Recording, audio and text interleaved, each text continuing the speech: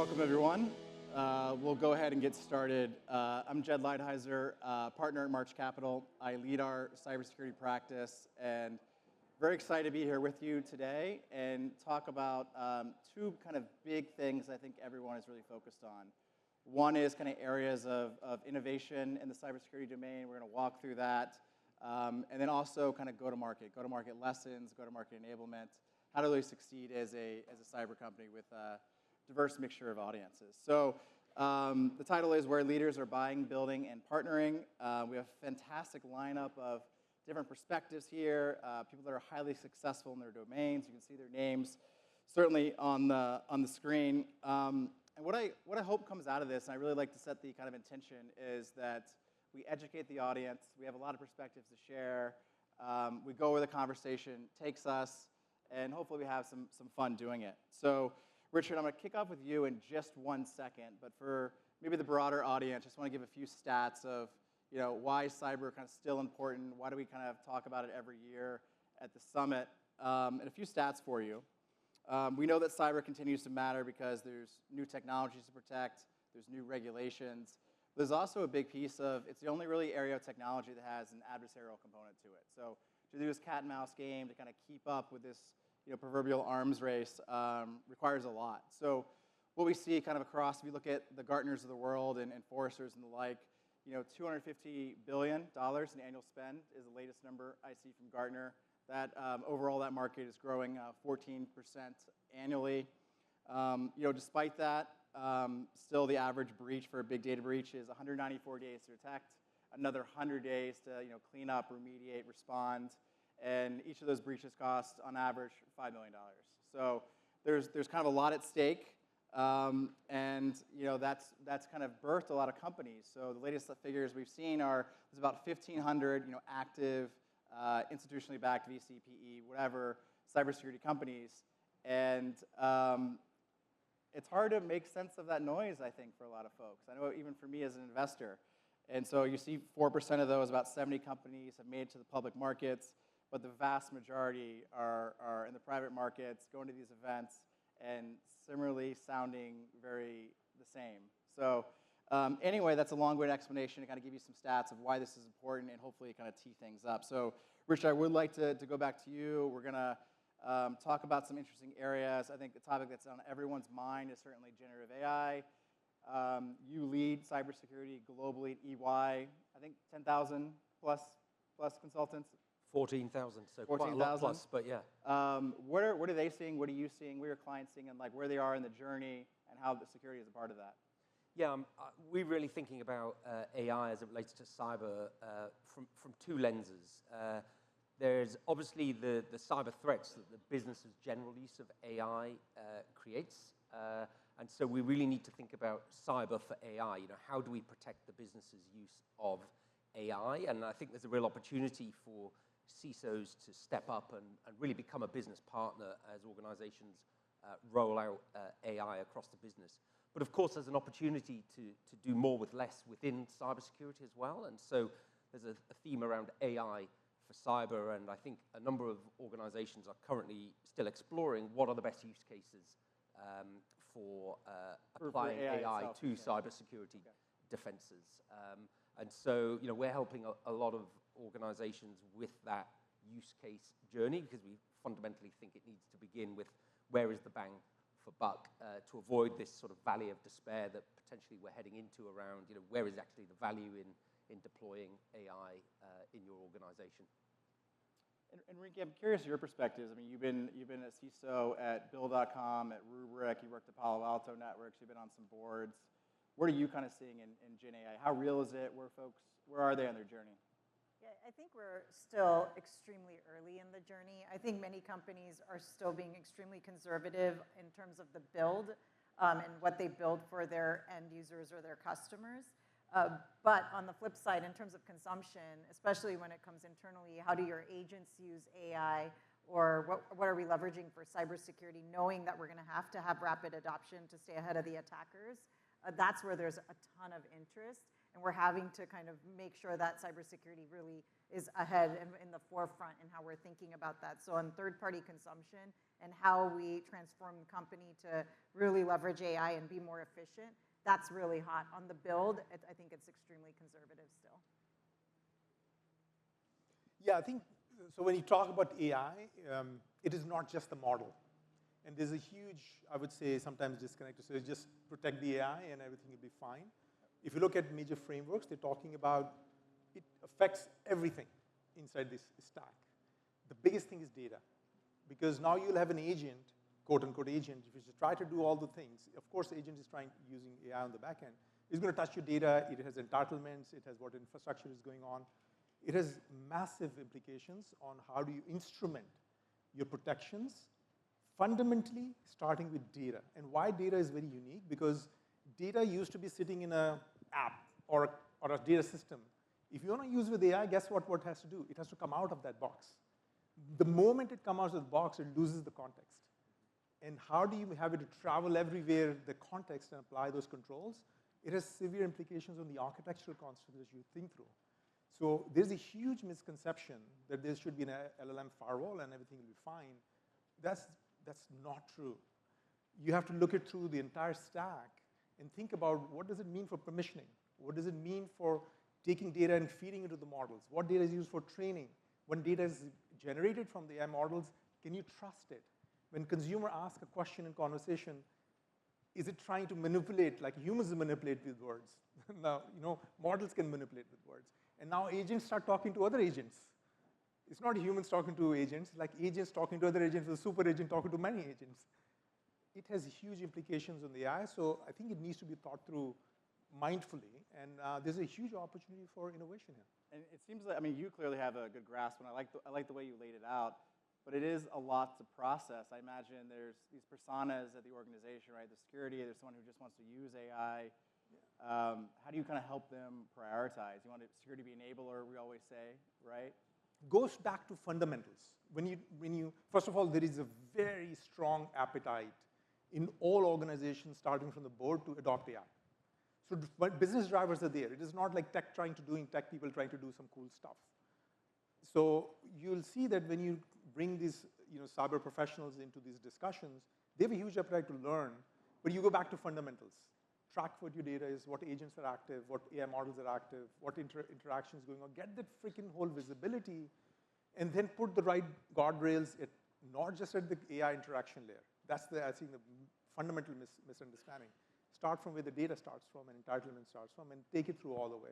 I can tell you there is a huge desire to learn, and this is growing very fast across all kinds of organizations, not a vertical focused thing across all organizations. And Steve, I'd love to get your opinions too.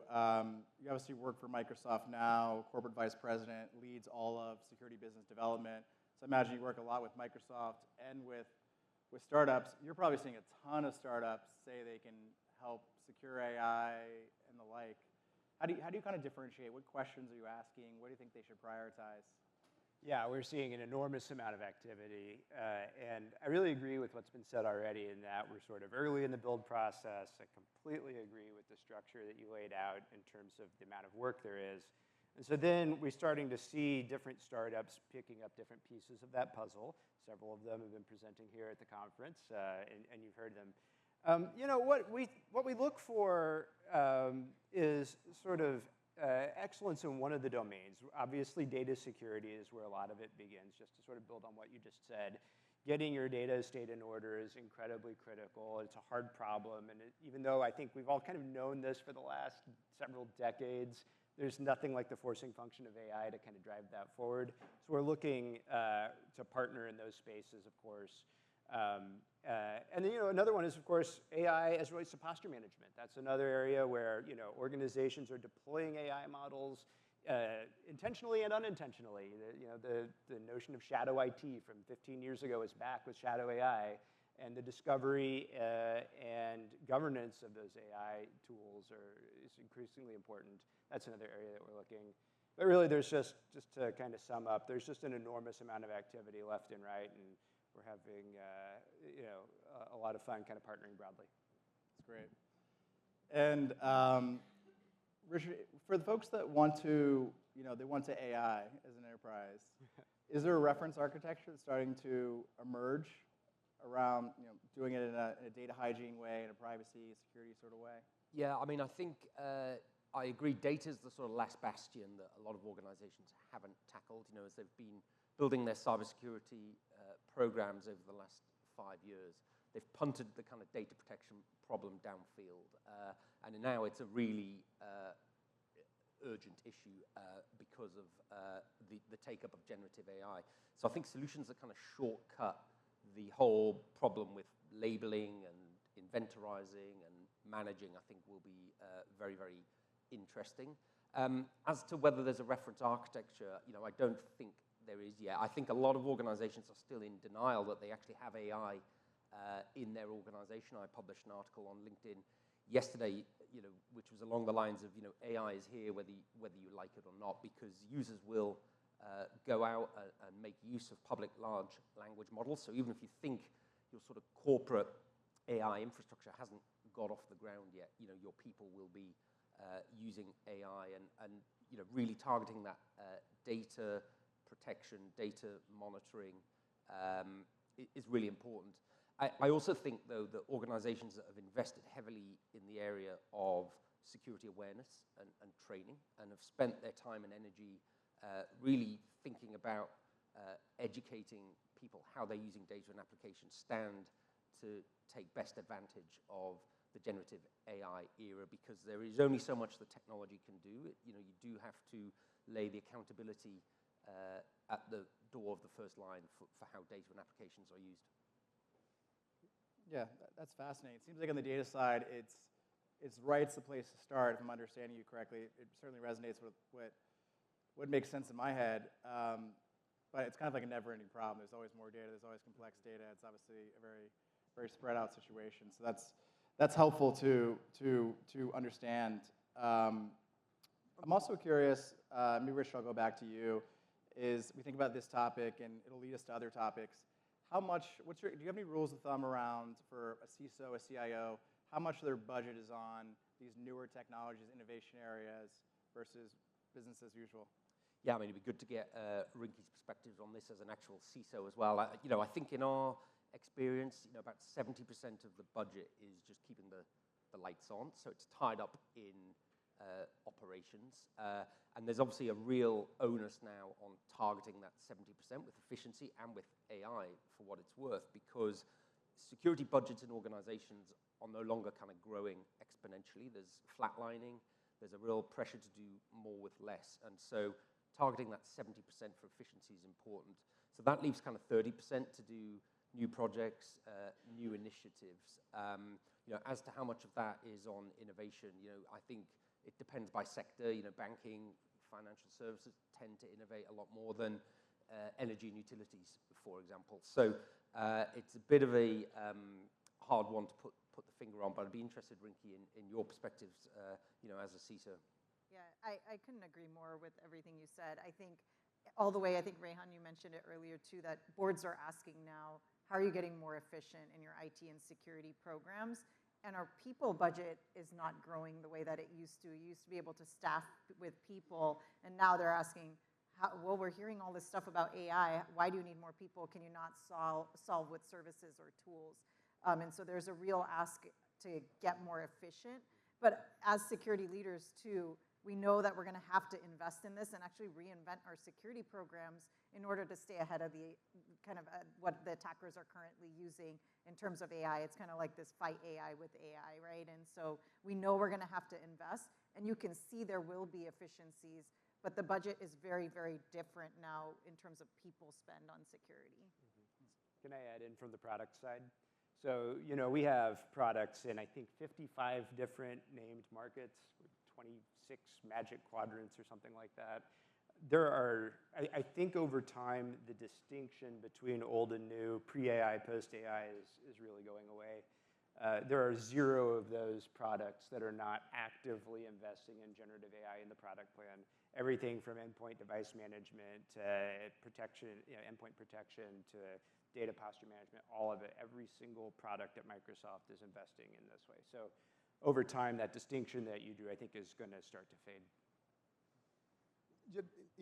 Can I add to it? So in terms of frameworks, there are two kinds of frameworks evolving, and they're getting actually quite recognition. One of them is coming more from the security side, which is OWASP top 10 for LLMs. It really talks about the system as AI as a system, not AI as a model, that makes it really useful because it has all aspects that are needed. So OWASP has done a good job, and actually security professionals are picking it up.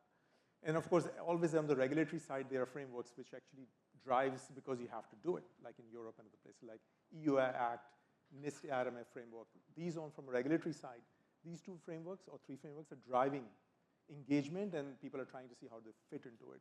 So there is definitely good work going on there, and there is unquestionably adoption of some of these early frameworks going on. We've touched on, securing AI, and we've even touched on a little bit of the AI for security. I guess I'd be curious, each of your opinions, maybe we can go through this actually pretty quickly. Top 2 or 3 areas of security that you think, like domains that you think can be automated with AI in the next year or two? Start with you. Sure. So we announced Security Copilot about a year ago with that explicit goal of bringing AI to a bunch of different domains. I think the first ones are going to be, obviously, there's sort of alert prioritization. SOCs are still being flooded. As much as we've made progress, they're still underwater. And I've seen some amazing startups lately that, one partner that is building on our system, Fletch.io, they just started a few months ago, and they've already gotten to a place where they're building this incredible set of prioritized actions. Data security posture management is clearly top of mind for the reasons that we've already talked about. That's probably number 2. I'll leave it at those 2. Yeah, I'll mention one, and I think it applies to several different areas of security, but it's what we call this last mile in cybersecurity, and it's like the most frustrating part, whether it's vulnerability management, where you're looking at, okay, have all your scanning, now you've got to go and prioritize all the issues, dedupe all the issues, find the owners, go look at like what the asset owners are, go assign tickets. This stuff takes so much time for practitioners, and that's just one example in cybersecurity, and it's like perfect use case for AI, and so I think that's going to be like, you're going to see teams, whether it's in identity space or vulnerability management, whatever it may be, that last mile solve needs to happen. That's what's going to help us drive down that people cost as well, so that we can focus on more important things. Yeah, I think the 3 we're seeing the most, anything that automates and optimizes the security operations center, so the threat detection and response. It's important to reduce mean time to detect, mean time to respond when you're fighting AI-based attacks. The second is around identity, and particularly that process around user access review, reconfirming who has access to what, which is a big onus on the business and a very manual process.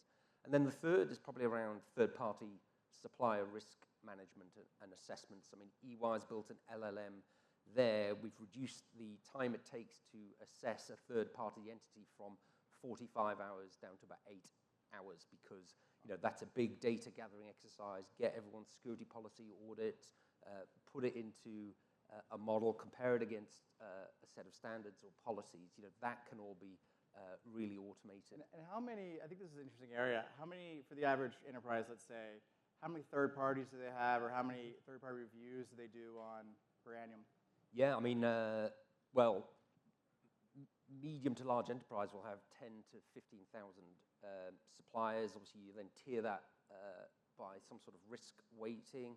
I think they hope to get through 1,500 to 2,000 assessments a year as part of that. So it's a sort of rolling and ongoing test. But it's an area of great inefficiency, an area of great frustration for CISOs. I think a lot of CISOs wonder, why am I checking this company when 20 other people have already checked it, for pretty much the same thing. So it always amazes me that a utility in that space has never really got off the ground. Yeah, I mean, it's fascinating. And Rehan, I'll get you two in a second, but it's fascinating. We're seeing, there's kind of like these mail rooms or customer service centers of cyber. So even though cyber has a lot of great technology, there's a tremendous amount that needs to be automated. And I imagine kind of process reengineering is a much needed piece before you automate it as well. That's right. As I said, just huge frustration, I think, with how effective cyber has been over the last 10 years. We've all spent tens of millions of dollars every year, and we're all still, terrified of attacks. So, something isn't working. Yeah, I'm sure some CEOs and CFOs are like, why are we spending 10, 15% more every year, and how do we measure? Sorry. Yeah, no, I think, so it's one question you asked is like, what's going to happen first? I think in terms of happening, all domains are going to happen together in some ways, because any vendor worth their salt, they have to bring AI into the mix. Yeah. Otherwise, they won't exist. Yeah. So now question is where it's going to be more impact. Which areas of cyber will have more impact? That's a different question. The more impact is where there's a lot more unstructured data. Unstructured could be logs, could be permissioning, could be anything where humans just can't get hold of it very easily, where AI can actually really crack the code. Assessments happen to be in that also. Why? Because it's like, who's going to read those documents and extract information and answer those questions? It's ripe for the impact where you can reduce the manual work or mental torture or repetitive work. That's where the impact is going to be huge. But in terms of you ask me, where's going to happen first? I think it's got to happen everywhere. Because those vendors have inherent interest to bring innovation into the mix if they want to stay relevant. Otherwise, they won't be relevant. Right. Fascinating. So if we leave AI for just a second, and I'm sure it's going to rear its head again, some other areas we talked about as we were discussing before this, identity and access management came up. I think, Steve, I'll start with you. You were an entrepreneur. You had a identity and access management company. I understand you led a product organization at Microsoft in that very domain. Where are we today, and where are we going? What are the areas that are ripe? If I'm an investor in the audience, I should kind of have on my radar. Yeah, I think this is going to be, right there alongside the data posture as an incredibly important story. And I know you wanted to get out of the world of AI, but I actually think AI is a forcing function to get our house in order on identity posture. So, we've spent decades as an industry building identity management solutions that are, mostly today geared around the humans in the room and the devices that we hold. We're about to enter a world of agentic AI. We're in a world already of generative AI, where we're going to have all of these sort of service principles running around that are not humans. They're working on our behalf, but they're a different sort of thing. And so I do think you're going to see an enormous amount of investment that needs to be made in the area of kind of governing those machine identities, the identities of agents, the identities of services, et cetera. Some of this technology existed sort of 20 years ago, 10 years ago, but it's honestly, as identity has shifted to the cloud, we got very human focused. And we're about to enter a world that's going to drive us directly back to doing a good job securing those non-human entities. And Rinki, you're a CISO, you've been a CISO other places, you have a CISO network. So thinking with that in mind, we've talked about agentic on this panel, but is the average CISO, how aware are they? Are they prepared for this? I know we sometimes have technology trends where it's very top-down implemented, maybe security can insert itself in the process, and you have technologies that are maybe adopted by marketing and sales and other places that could be a little bit harder. Where's agents in that kind of taxonomy? Yeah, I think there's polar ends on where CISOs are on this topic, right? Some are like, okay, there's nothing that can solve, it's everything I'm seeing in terms of the innovation is years away still. And then there's folks like myself where I'm like, we need to go reinvent our programs, because you can see if you don't, your talent is not going to be upskilled. You're going to be way behind a few years from now. And so, but you hear folks at super polar ends of this, that we're going to look at this a few years from now when the technology actually matures. And then there's others that are like, we need to start looking and investing and start design partnerships as we're speaking right now, because we can just see that it's all going to be agents talking to agents in the future. Yeah, that's interesting. I wonder if that is an indicator of just how forward-leaning the CISO is, or maybe they have a top 2 or 3 priority to clean up a mess, and that's kind of got to be their focus. That's right. Yeah, I think so. And then also, if you're a highly regulated environment and it's much harder to go and innovate, you may just wait until there's someone else that's implemented this, and then you go and follow. Just picking up that theme around identity and where is the white space. What we're seeing a huge amount of white space still in the operational technology space, so identity and operational technology. So some of the world's largest manufacturing and utility, oil and gas companies, still haven't got the kind of privileged access management in an operational technology environment sorted. The point you kind of made, Steve, which is, these machines have high levels of access and high spans of control, and yet no one is managing those permissions in, what is essentially very critical technology in terms of resilience, both of organizations, but obviously whole countries and nations. We need help with agents. We need help with the OT environment. Yeah, and I think, if I were investing, it would be in something that's in that space. It's basically the next frontier of cybersecurity. Everything we've seen in IT is going to happen in OT and is only just starting now. I guess moving along a little bit here, there's periodically also waves of startups. I think the category now by most analysts is called some version of exposure management, or it's risk quantification. But Rehan, I'm curious your thoughts here. What's new for investors and other folks in the audience? Can we bubble up all of these security tools, see if they're effective? Can we get risk scores to the CISO, the board, business units? I think there's clearly an opportunity to quantify it, even if you don't do it like across the entire landscape of cybersecurity, but you can do it in some verticals. And then, of course, you can aggregate on the top, but just knowing the score also doesn't help, right? You have to know what to do with it, because it's just anxiety provoking if you just know the score is very high. Where the opportunity with some of the agentic things that are coming through is to maybe you can do something with it, because the stack, the way the agentic frameworks are, they can cut across different silos. You can have multiple tools, and the agents can work across multiple tools. Once we understand the score, now I maybe need to take actions on, you mentioned about access and data.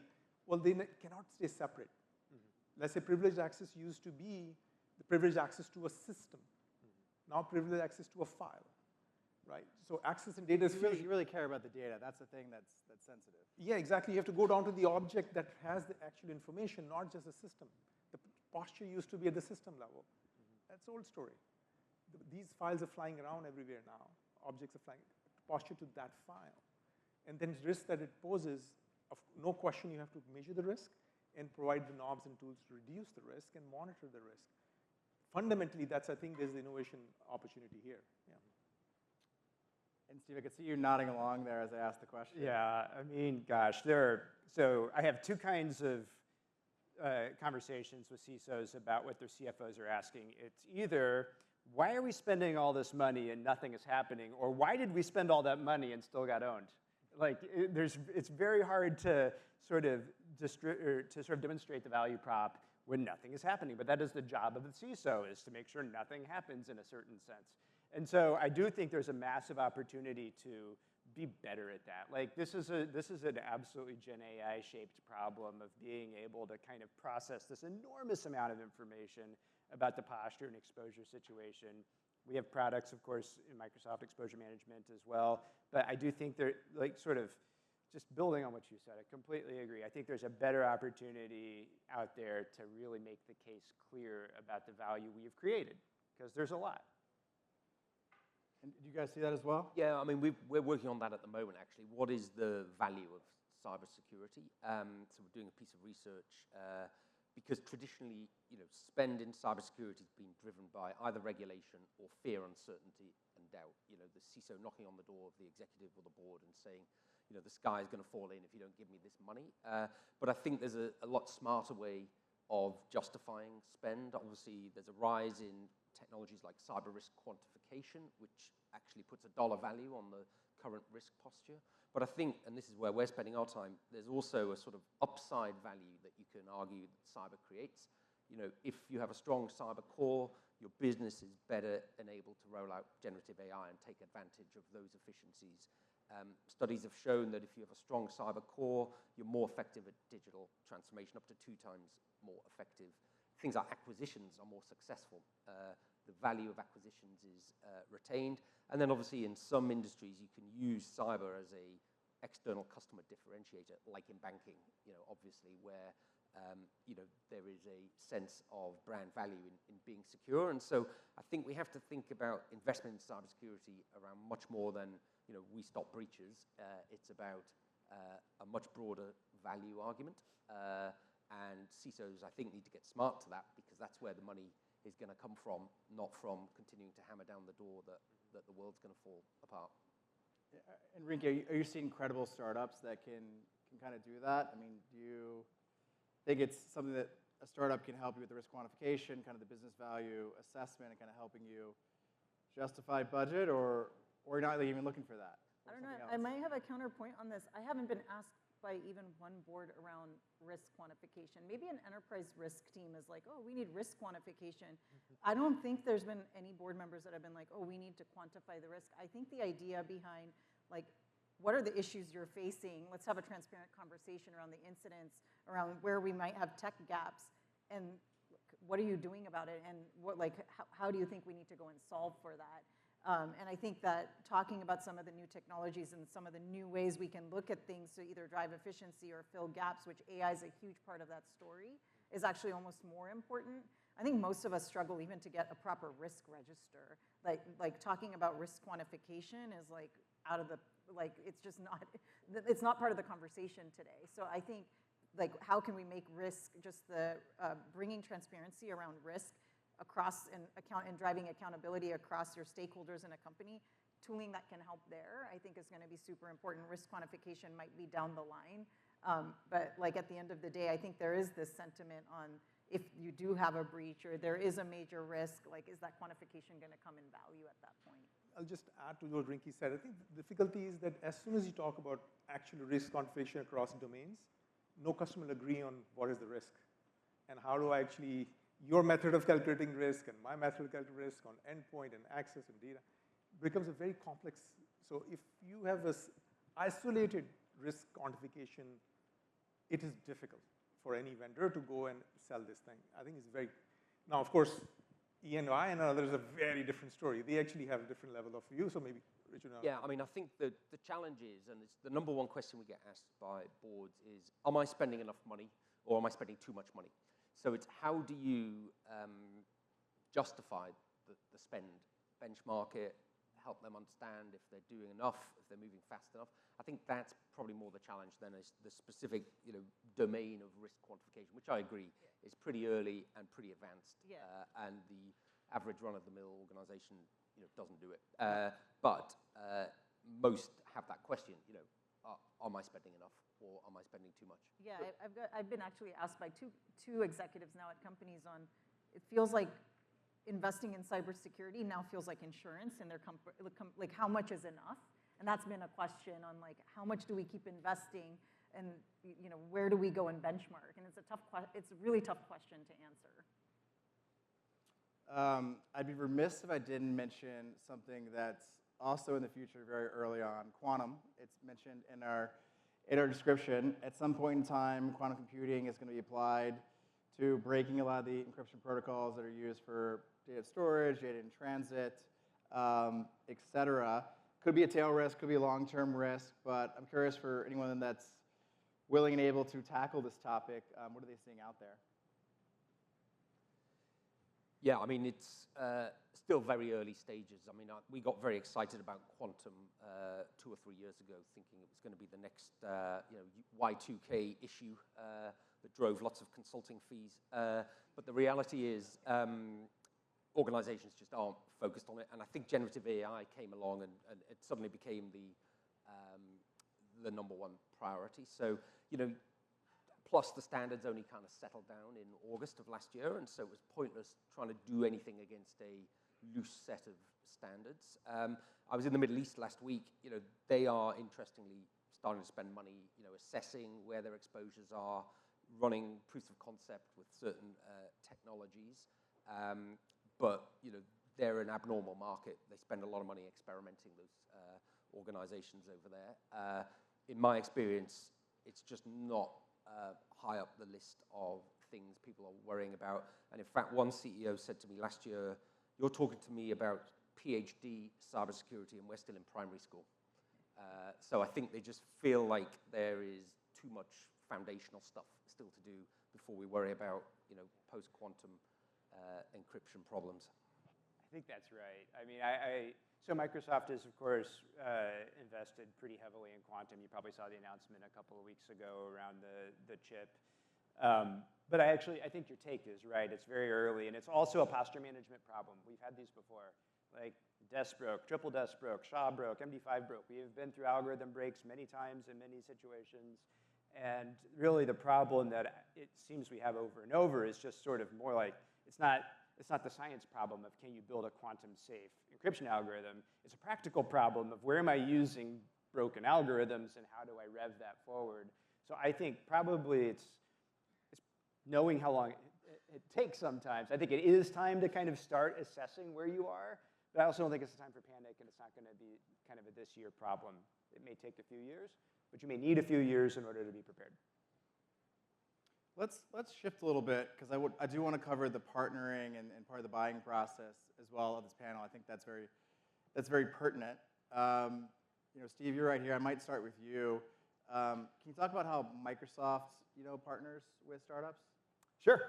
So this has actually changed lately, at least in Microsoft Security.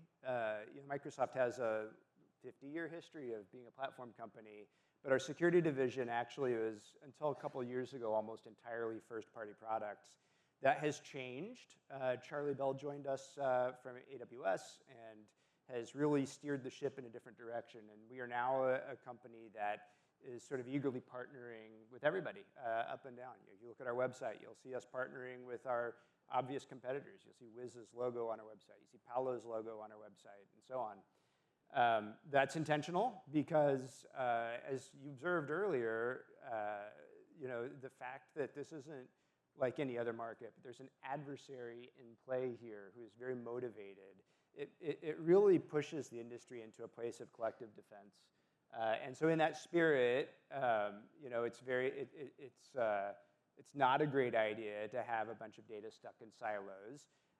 And so we're leaning very heavily into how can we partner across the space. And that's, of course, with the M&A, but it's also just go-to-market partnerships, technology integrations, and so on.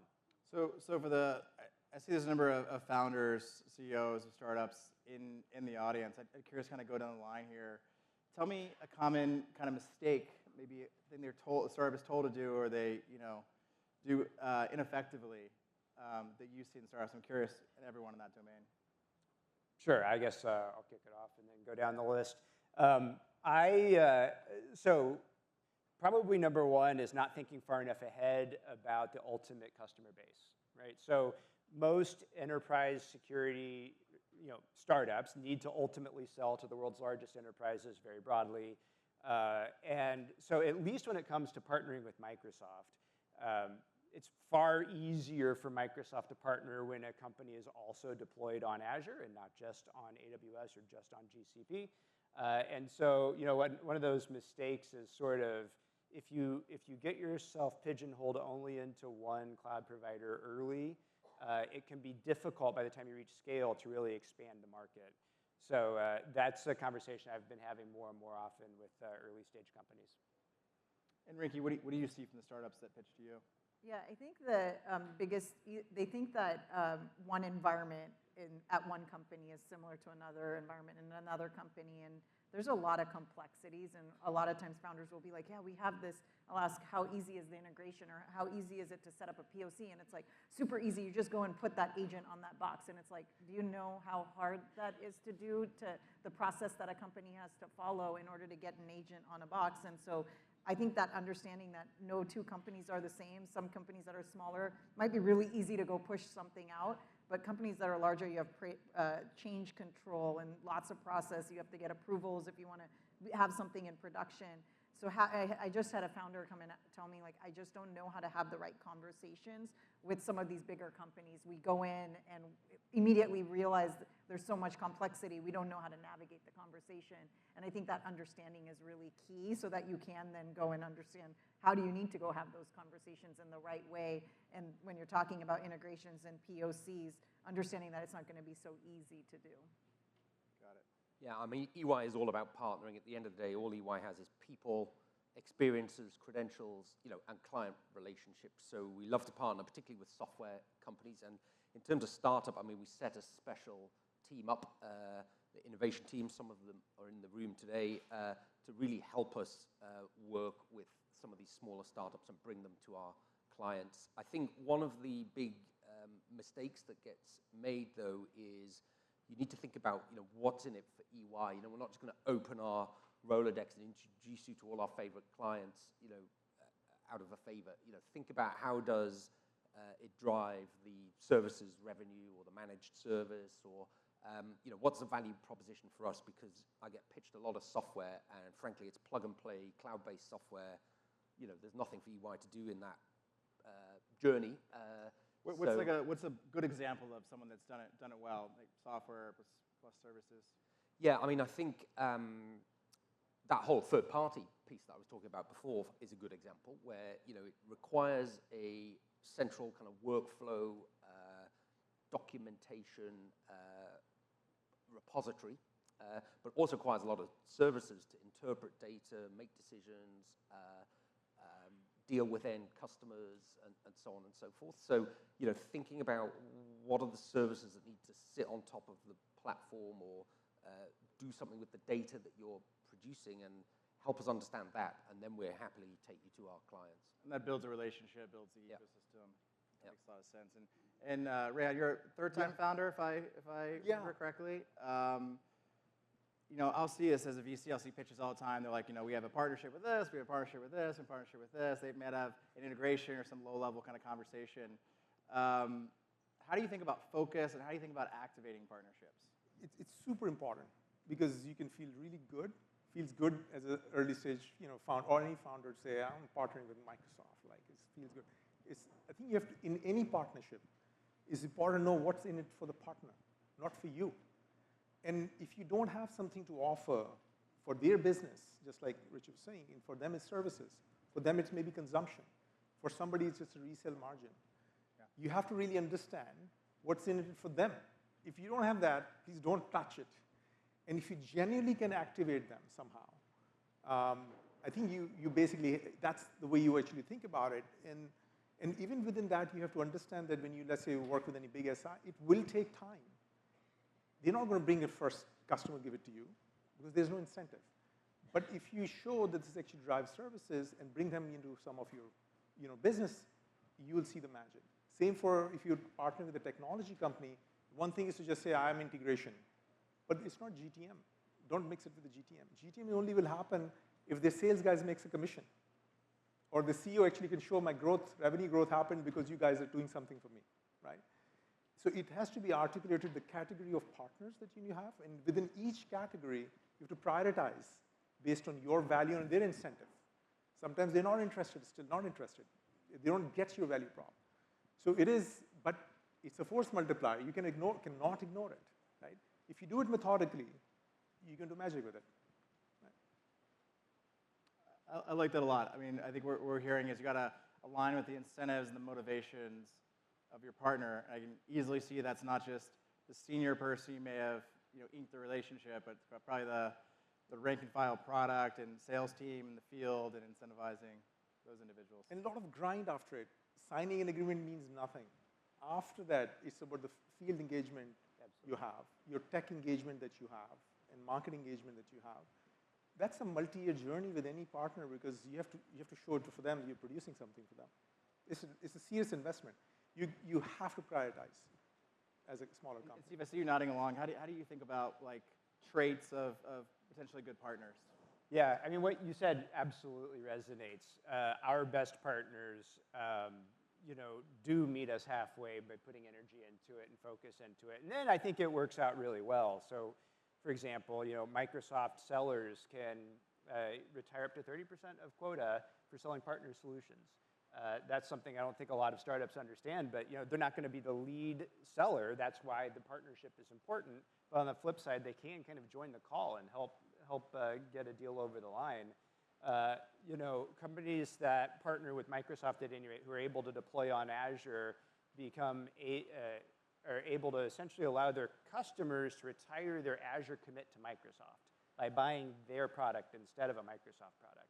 So that's another one of those, like if you partner early and you think carefully about kind of what your technical architecture is going to be, it enables some of what you just talked about. But at the end of the day, it really requires focus, exactly as you said. It's not one of those things that's just going to happen by accident. It requires the alignment that you described. I'm getting a signal we have 2 minutes left, so I just want to do a kind of a lightning round again, kind of down the way here. Maybe literally. Maybe literally. It is a lightning round. Yeah. What's one trend you're kind of long on within security, obviously, and what's one you're a little more pessimistic on? All right, long on DSPM. Companies have got to get their data estate in order to unlock the millions of applications that are going to be coming. Short, so the MSSP world is going to go through a big change right now. Over the next year, there will be those who understand how to adopt agentic AI, and it will make them 100 times more efficient than those who are even 6 or 12 months behind. So I am short MSSPs who are more than 6 months behind. I think the area of data and identity coming together is going to be, that I think is one that I'm super bullish on. I think SOC AI still has a long ways to go in order to solve for some of those more complex use cases. I think I'm long on the big platforms, the Microsoft, the CrowdStrikes, the Palo Altos. I think the world is going to consolidate into those and move away from point solutions. I'm very short on quantum. I'm not sure it's going to be the problem everyone thinks it is. Pretty much I think what Steve said. Data and things associated with data, we call it DSPM or data plus AI security. That itself, because it's not a one-time effort that you check posture and you're fine. Data is like river. It changes by the droplet of water. So you really need the rails in place. So it's not a short-term problem, and data is growing, is going to get generated by the AI. So everything that touches data, identity, agents, that touches so on with data, that's I'm very long on. DSPM is definitely happens to be one. And exactly what you said, like the companies who will actually nail this thing, in the short term, SOC is a little difficult to actually get it right? There's a lot of hallucination and all. I think those can show the value. I think that's actually huge. And anything that's physical services, a lot of manual services that they're doing and they don't adopt this thing, like MSSP, I think it's... Awesome. That's a good way to wrap up. Thank you. It's been a fascinating discussion.